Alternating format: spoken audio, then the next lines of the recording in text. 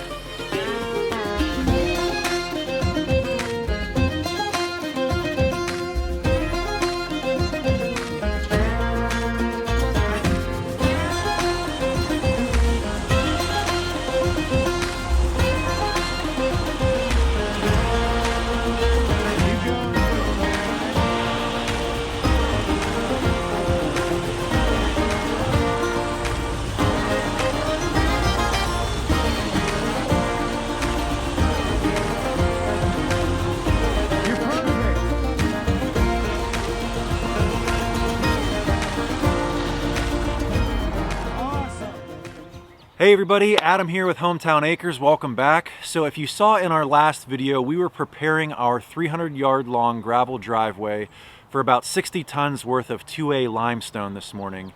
And what we did up to this point was we had the ripper shanks on our box blade and our Kioti CK3510, and we ripped this driveway all up because what we had on this driveway to begin with was bank gravel.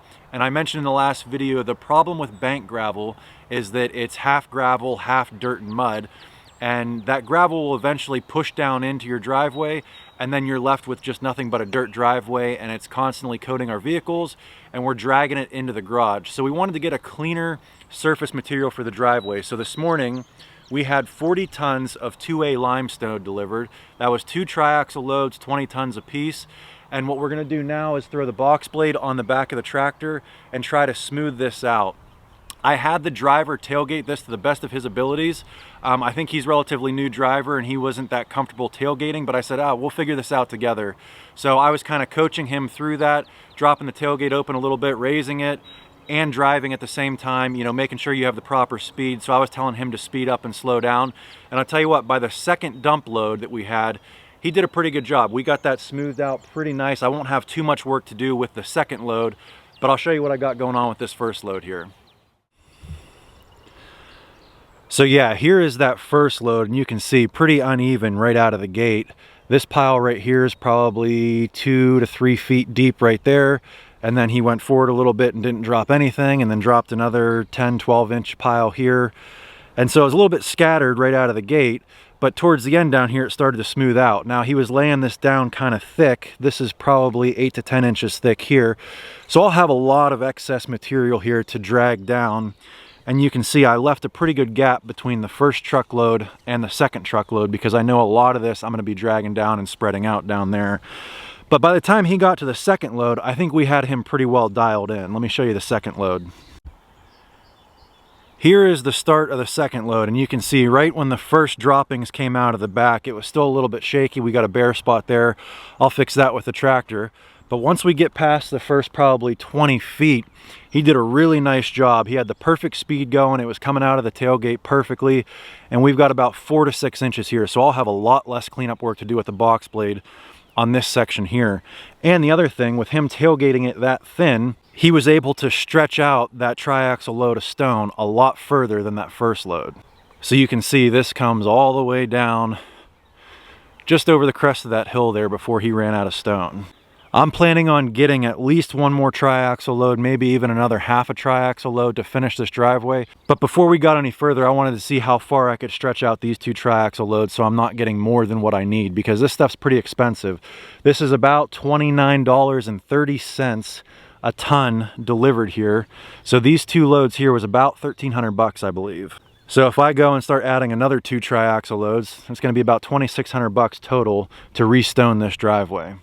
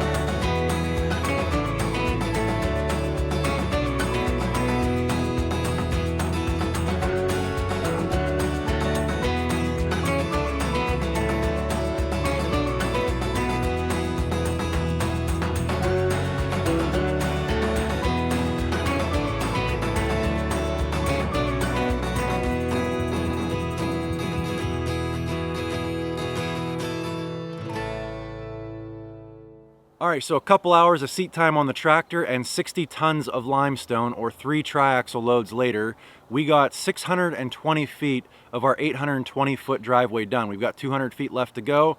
I would be pretty confident to say that one more triaxle load with 20 tons would finish up the driveway.